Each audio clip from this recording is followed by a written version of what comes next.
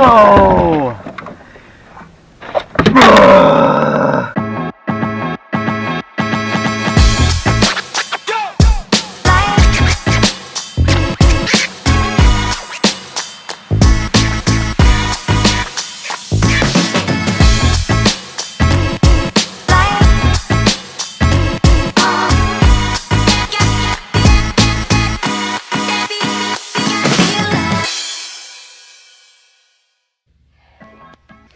Hey guys, Wilson from EC Fishing. So I just came back from a tournament out in Lake Buchanan in Burnett, Texas. It was my first kayak bass fishing tournament, so I was expecting it to be rough, and it was, but I used it as a learning experience so that I could see what it takes in the future to be competitive in kayak bass fishing. So what I wanted to share with you guys today was some of the main points that I took away with, so that when it is your first time, you already have these things in mind, and hopefully it'll make things a lot easier. So the first thing I want to talk about is the pros and cons of electronics versus research. So my game plan from the get-go was going to fish shallow water, structure, and boat docks. So with that in mind, having a fish finder isn't really going to put any kind of advantage to that kind of game plan. You could get away with not having a fish finder. So don't not having a fish finder discourage you from trying to get out there and have fun on a kayak tournament scene. So if you are going to fish, deep water, open water, or new lakes and places you haven't been to, you're unfamiliar with, yes, having a fish finder or a depth finder is definitely going to be beneficial to you. So the next thing I'm going to talk about is something I've talked about in the past, is about game planning. So I made a big mistake by completely ditching my game plan for something that seemed a lot better. I spent the weeks prior doing a lot of research, looking at a lot of maps, talking to a lot of people from the lake, and all various apps like FishBrain, Navionics, and really compiling a route that I really wanted to take with a lot of structure, a lot of points.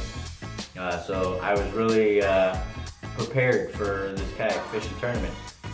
So our campsite was about a quarter-mile up the road, and when we got there, we looked out of the water, and it was a waterfront campsite, and it looked amazing. There was lots of structure, there was boat docks, there was points, and so it looked very promising. And all the research that I'd done in the weeks prior just went in the trash can. And what ended up happening the next day is, yes, the morning was pretty hot, but in the afternoon, I was really having to eliminate more water than I needed to, because I was fishing a new area and I had done all the research for the other area, but so I kind of dropped the ball on all my research. So I would say, yes, have a game plan, yes, be able to adapt that game plan, but you don't just ditch everything that you did the week prior, or the weeks, months leading to this tournament. The next thing I want to talk about is bringing extra of everything. Bring extra hooks, bring extra stick baits, bring extra crankbaits. So when I went out there, I packed for the tournament.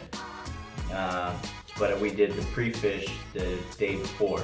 You can imagine what that puts you in tournament mode. Now I made it through the tournament, I had enough of everything, but that worry in the back of your mind can get in the way of you being an effective angler.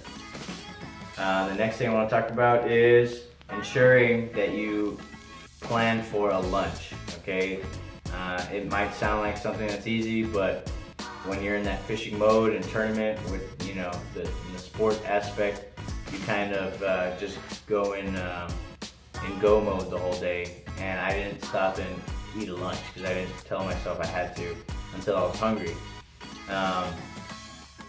What that ended up doing for me is making me have a lot of mental errors. I was just fishing sloppy towards the end of the day, and I didn't realize why it was until I got back to the landing site and realized I was extremely hungry. And with that mental lapse, like you saw the clip in the beginning of the video, No!